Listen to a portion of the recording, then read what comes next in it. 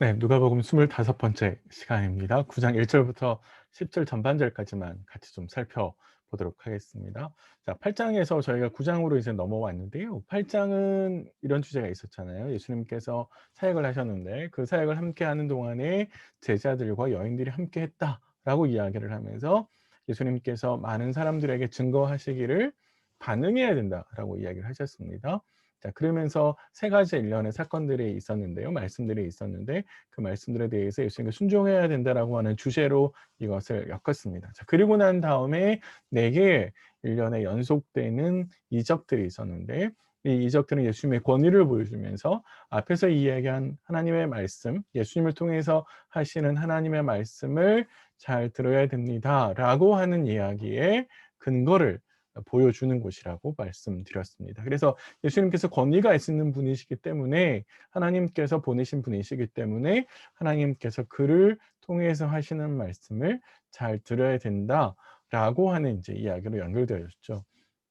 이런 8장의 이야기가 9장으로 넘어오면 그 전에 암시되어 지고 조금씩 드러났던 이야기가 이제 공개적으로 드러나게 됩니다. 예수가 누구냐라고 하는 이야기에 9장에 초점을 이루고 있고요. 그래서 예수님은 그리스도다라고 하는 것이 이제 베드로의 입에서 나오고, 그러나 그리스도이지만 예수님께서 그 그리스도로서의 사명을 이루는 방식은 십자가의 고난이고, 그러나 고난만으로 끝나는 건 아니시고 부활이 있을 거다라고 하는 이야기가 무게중심을 이루고 있고요. 그런데 그 이야기와 함께 예수가 그리스도고 예수가 고난이다라는 주제와 함께 더 중요한 주제, 또 하나의 주제라고 등장하는 것은 바로 제자도입니다. 예수님과 함께 따라가는 제자들이 어떻게 살아야 되는지, 어떻게 예수의 그리스도로서의 사명을 함께 발맞추어 나갈 수 있는지를 보여주는 장면이죠. 그래서 제자도, 또 십자가를 지는 것. 그런데 사실 9장에서는 이러한 제자도의 모습을 제자들이 잘 보여주지 못하고, 그래서 9장 51절 이하부터 19장까지 제자들에게 예수님께서 가르치시고 훈련하시는 장면이 쭉 나열되어 있습니다. 자, 그런 면에 있어서 9장의 이야기는 예수님의 신분과 사명, 그리고 그 신분과 사명에 어울리는 함께 가는 제자들의 사명, 제자들의 모습을 다루고 있다라고 이제 생각하시면 좋을 것 같습니다. 자, 그러면서 오늘 본문은 그 첫 번째 이제 문을 여는 역할을 하는 것인데요. 예수님께서 12제자를 파송하셨고, 그리고 12제자의 파송과 함께 그들이 행한 이적과 기적들을 들은 헤롯이 어떤 반응을 보였는가, 이렇게 크게 두 가지를 나오고 있습니다. 첫 번째로 예수님이 12제자를 모으셨는데요. 왜 모으셨냐 하면 그들에게 파송을 하시기 위해서있죠. 파송을 하시는 데서 그냥 그들을 보내신 것이 아니라 예수님께서 그들에게 능력을 주시는데 특히 두 가지 능력을 부여하십니다. 하나는 귀신을 제어하는 능력이고, 또 하나는 질병을 고치는 능력입니다. 누가복음 안에서는 이 귀신과 질병을 고치는 것, 이 두 가지를 굉장히 분리해서 설명하고 있는데요. 요렇게 하고 있는 건 뭐냐면 예수님께서 그동안 하셨던 일을 제자들이 어떻게 하는 거예요? 반복하는 거죠. 재생하는 겁니다. 그러면 사실 이 이야기는 앞으로 예수님께서 떠나실 건데, 떠나시고 나면 제자들이 예수님의 이 사역을 이어받아야 된다라고 하는 것을 암시하는 것이죠. 특별히 사도행전의 기록은 제자들이 예수님의 이러한 사역이 그대로 반복하고 있다라고 하는 것이고, 제자들 역시 성령의 능력으로 사역하고 있음을 알려주는 것을 보여줄 수 있습니다. 자, 그리고 나서 예수님께서 12제자를 이제 보내시는데, 왜 보내시느냐라고 하면 이유는 두 가지입니다. 하나는 하나님 나라를 전파하고, 또 하나는 병든 자, 앓는 자를 고치게 함인데요.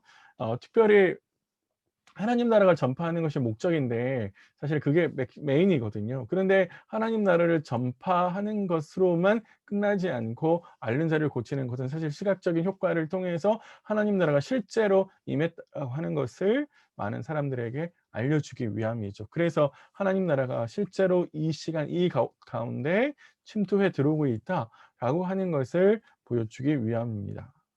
자, 그런데 이제 예수님께서 제자들을 보내시면서 그들이 사역에 임하는 태도, 원칙을 이제 세 번째로 설명하시는데요.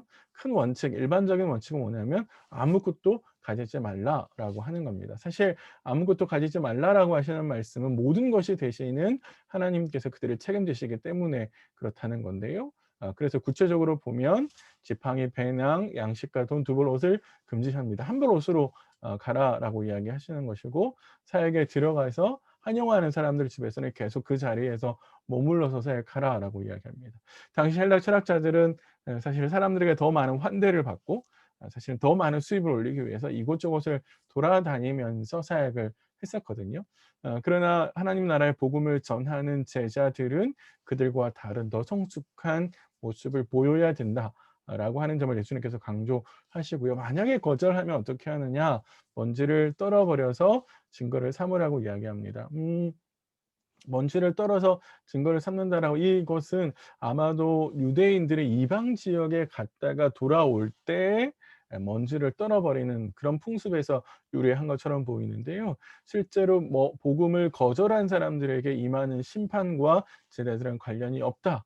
사실 그 거절은 그들만의 전적인 책임이다. 우리는 복음을 전하는 사람으로서 역할을 다했다. 뭐 이런 메시지를 아마 남기는 것 같습니다. 그래서 그 복음을 거절한 사람들과 관계가 없다라는 뜻으로 아마도 이런 먼지를 떨어버리는 그런 일을 한 것 같습니다.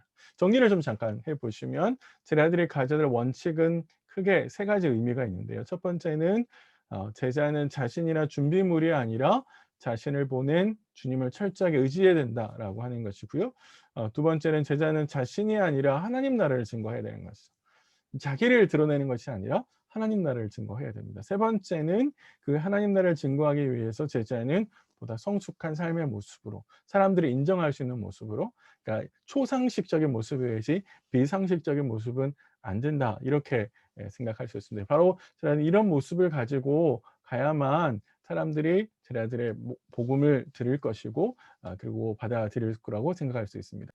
그래서 이런 원칙을 가지고 제자들이 나가서 복음을 증거했는데요. 하나님 나라를 증거했는데, 우리 성경에 지금 6 절에 보면 곳곳에라고 되어 있는데, 이것은 복음 사역이 굉장히 광범위한 곳으로 들어갔다라고 하는 것을 알 수 있습니다. 8장 1 절에 보면 예수님께서 도시와 마을을 다니시면서 복음을 증거하셨다고 되어 있는데, 지난주와 마찬가지로 곳곳에 다니면서 증거했고, 그래서 예수님께서 그들에게 부여하신 사명과 역할을 잘 감당했다라는 것을 이야기해 줍니다. 특별히 하나님 나라가 계속 전파되면서 그 하나님 나라가 전파되는 것의 증거로서 치유 사역도 함께 일어났다라고 하는 것을 이야기해 주고 있고요. 한 가지 인제 좀 재미있는 것은 1 절에 하나님 나라를 증거하기 위해서라고 예수님께서 보내셨는데, 실제로 쟤네들이 한 것은 복음을 전했다라고 하는 거잖아요. 그러면 하나님 나라와 복음은 다르지 않는 거라는 것을 우리에게 알려주는 거죠. 실제로 그래서 복음서에서 이야기하는 복음은 하나님 나라의 복음입니다. 그래서 사탄이 다스리고 있는 나라에 하나님 나라가 들어와서 그 하나님 나라가 사탄의 나라와 싸워서 이기고 있다라고 하는 것을 복음이라는 말로 표현하는 겁니다. 당시에 1세기 당시에 사람들이 이 복음이라는 말을 제가 방금 말씀드린 이런 용도로 썼거든요. "우리나라가 다른 나라와 싸워서 승리해서 이겼습니다." 그거를 이제 복음이라는 말로 사용했는데, 누가복음과 비롯한 복음서 기자들은 "하나님 나라가 사탄의 나라와 싸워서 이겼습니다."라는 그런 뜻으로 복음을 사용하고 있는 것처럼 보입니다. 자, 그래서 제자들이 하나님 나라를 증거했고요. 이렇게 쟤네들이 하나님 나라를 증거할 때 그런 소식들이, 예수님을 통해서 나아가는 소식들이 왕궁에까지 전해지는 걸 확인할 수 있습니다. 그래서 누가는 우리에게 헤롯이 어떤 반응을 보였는지를 보여주고 있는데요. 왕궁까지 이르렀다라고 하는 것은 실제로 그 지역을 대표하는 왕에까지 소식이 전해진 거니까, 사실 갈릴리 전 지역에 하나님 나라의 복음이 전해졌고 예수에 대한 소문이 퍼졌다라고 하는 것을 이제 알 수 있습니다. 아마 이런 것들을 확인해서 예수님께서 그 이후에 하시는 초점은 제자들에게 집중하시는 것처럼 보이고요. 제자들에게 집중하시면서 이제 당신의 역할들이 십자가로 가는 것이라고 생각하시는 것 같아요. 누가복음의 전개 방식은 아마 그런 것처럼 보입니다. 자, 그런 점에 있어서 헤롯에게 전해졌다라고 하는 것은 아마도 의미가 있어 보이는데요. 근데 헤롯은 굉장히 당황합니다. 왜냐하면 사람들이 예수님의 소식을 위해서 죽었던 요한이 다시 살아난 거 아닌가?"라는 이제 반응을 보였기 때문이죠. 사실 세례 요한은 헤롯에게서 굉장히 가시와 같은 사람이었잖아요. 그가 동생의 아내와 결혼한 것을 지적했고, 또 헤롯이 행한 악한 일들을 계속해서 지적을 했었는데, 그래서 결국은 그를 죽였는데, 그런 죽었던 요한이 다시 살아난 것처럼 제자들을 통해서 하나님의 나라와 복음이 전해지고 있으니까, 예수 소문이 퍼지고 있으니까 특별히 사람들이 "그 예수가 요한 아니야?" 라고 하는 이야기 속에서 사실 헤롯은 굉장히 괴로웠을 거라고 보입니다. 자, 그런데 우리가 주목해야 될 점은 뭐냐면, 예수의 소문이 퍼지면서 사람들은 '예수가 누구지?'라고 하는 것에 대해서 정확하게 이해를 해야 되는데, 예수님의 소문이 광범위하게 퍼지는 것과 달리 헤롯을 비롯해서 많은 사람들은 예수님에 대한 이해가 정확하게 이해하지 못하고 있다라고 하는 점을 보여줍니다. 대부분의 기반은 선지자라고 생각을 하는 거죠. 당시 사람들이 그런 선지자를 비슷하게 생각을 했었는데, 그래서 세례 요한이라고 하는 것도 선지자의 일종이고 엘리야도 마찬가지고 또 어떤 선지자 중에 한 사람 아닌가라고 하는 이 모든 반응들은 예수님이 정확하게 누구신지를 알지 못하는 그런 반응이라고 볼 수 있습니다. 자, 그래서 헤롯은 이렇게 질문을 하죠. "내가 요한은 죽였는데 이 사람은 누구야? 누구지?" 라고 이야기를 하면서 예수님을 계속해서 보고 싶어 하는 그런 반응을 보여주고 있습니다. 사실 이건 우리에게 중요한 질문이고 누가복음이 제시하는 질문이고, 사실 누가복음이 예수님께서 사역을 시작하시고 지금까지 오면서 줄기차게 제기한 질문이고, 사실 그에 대한 대답을 많은 말씀과 이적들로 하신 거거든요.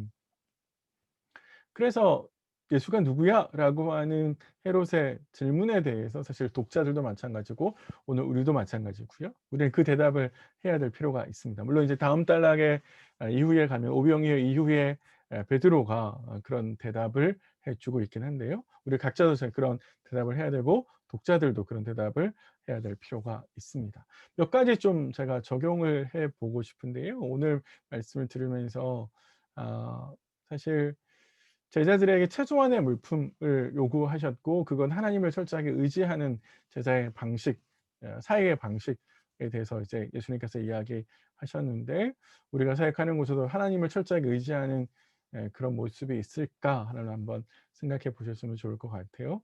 더 많은 장소, 더 많은 사람들, 더 많은 재정 있어야 된다고 생각하는 건 아닐까. 현실적인 그런 판단을 하는 거죠. 그런데 사실 그런 현실적인 판단이 전혀 무시할 수는 없지만, 그러나 가장 근본적으로 우리가 하나님을 의지하면서 내가 살고 있는가, 주님을 의지하며 살고 있는가, 그런 것들을 기본적으로 좀 우리가 같이 생각해 보셔야 됩니다. 사실 하나님을 의지하지 않고 재정, 사람, 조건들을 의지하는 것은 하나님 나라의 통로가 되어야 될 우리가 오히려 하나님 나라의 방해물이 될 수 있습니다. 이제 그런 점에 있어서 우리가 같이 좀 생각해 보시면 좋을 것 같고요. 두 번째는 우리가 어디에 초점을 두어야 되는가라고 하는 것인데, 내가 헌신하고 봉사하는 그 모든 것들 속에서 내가 아니라 복음이 드러나야 되는 거죠. 내가 아니라 예수님이 많은 사람들에게 전파되어져야 됩니다. 사실 우리가 예수를 전파하는 방식으로 나를 전파할 수도 있고 나를 세울 수도 있거든요. 그런 점에 있어서 사실 우리는 좀 조심해야 되는데, 내 안에 나를 더 내세우고 싶은 그런 교만한 마음은 없을까 한번 좀 고민해 보시면 좋을 것 같고요. 세 번째는 이 제자로서 살아가는 삶은 사실 환영만 받는 삶이 아니라 거절, 때로는 미움, 때로는 오해를 받는 삶이죠. 예수님이 그러셨던 것처럼 우리도 사실 그러한 상황 가운데에서 환대에만 머물지 말고 냉대를 피하지도 말아야 됩니다. 그것이 사실 제자를 부르신, 우리를 제자로 부르신 이유이기도 하거든요. 하나님의 인도하심을 따라서 그것이 냉대의 자리건 혹은 환영의 자리가 또는 거절의 자리를 할지라도 우리가 찾아가야 된다라고 하는 것 좀 잊지 않으셨으면 좋을 것 같고요. 사실 복음, 네 번째는 복음에 대해서 한번 생각해 보시면 좋겠는데, 복음은 많은 사람들에게 치부를 드러내는 거죠. 그런데 그 사람이 어떤 상태에 있느냐에 따라서 그것이 치부의 자리가 될 수도 있고 또 짓궂은 소식이 될 수도 있고 불안의 소식이 될 수도 있고 반대로 환영의 소식이 될 수 있죠. 그래서 예수님께서 선언하신 네 개의 화와 네 개의 복에 대해서 한번 다시 생각해 보시면, 하나님을 철저하게 의지하는 사람에게 복음은 복된 소식이지만, 자신을 의지하고 자신의 권력의 자리에서 내려오려고 하지 않은 사람에게 있어서 복음은 반대로 화해의 소식이고 짓궂은 소식이 될 수 있겠죠. 복음이 내게 어떤 소식으로 들려지는가라고 하는 것은 내가 어떤 상태에 있는 것인가라는 것인데요. 그런 점에 있어서 나의 상황과 형편, 나의 마음, 내 신앙의 태도들을 한번 점검해 보시면 좋을 것 같고, 마지막으로 헤롯이 제기한 질문 "이 사람은 누군가?"라고 하는 질문은 사실 우리도 대답해야 되는 질문이잖아요. 우리가 믿고 있는, 내가 믿고 있고 내가 따르고 있다라고 말하는 예수가 누구냐라고 하는 그 질문에 내 대답은 뭐고, 그 대답이 가지고 있는 진정성은 내가 얼마나 예수님의 말씀에 순종하는가에 따라서 달라지는 거거든요. 내가 정말로 진정성 있게 예수를 그리스도라고 섬기고 따르고 있다면 내 순종의 사이즈도, 순종의 크기도 커야 된다라고 하는 것을 알려줍니다. 입술의 단순한 고백만으로 진정성이 드러나는 건 아니거든요. 오늘 하루 이 말씀을 같이 곱씹으시면서 예수님에 대한 내 대답의 진정성이 살아나고 드러나는 그런 하루 되셨으면 좋겠습니다.